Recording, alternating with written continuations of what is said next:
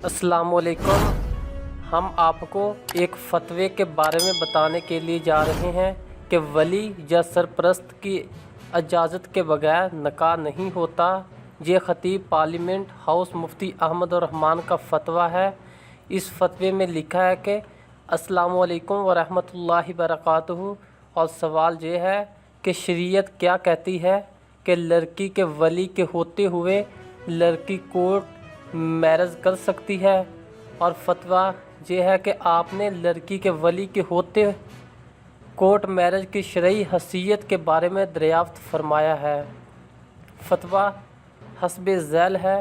कुरान मजीद में सूरत नूर में वाज़ेह हुक्म है कि तुम इनके निकाह करो, ना कि ये फरमाया कि तुम खुद निकाह कर लो। कोर्ट मैरिज पारा नंबर 18 आयत नंबर 32 कुरान पाक के वाज़ेह हुक्म के ख़िलाफ़ है, और इस कुरानी हुक्म की तायीद व तशरीह अहादीस मुबारका से भी होती है। सईदा आयशा सदीक़ा रज़ी अल्लाह ताला अन्हा फरमाती हैं कि वली के बगैर जिस औरत ने निकाह किया बातिल है, बातिल है, बातिल है। हज़रत मूसा व शारा रज़ी अल्लाह ताला अन्हु से रवायत है कि रसूल पाक सल्लल्लाहु अलैहि वसल्लम ने इरशाद फरमाया कि वली की इजाज़त के बगैर निकाह नहीं होता। बहवाला जामे तिरमिज़ी, सुनन अबी दाऊद, सुनन दरामी।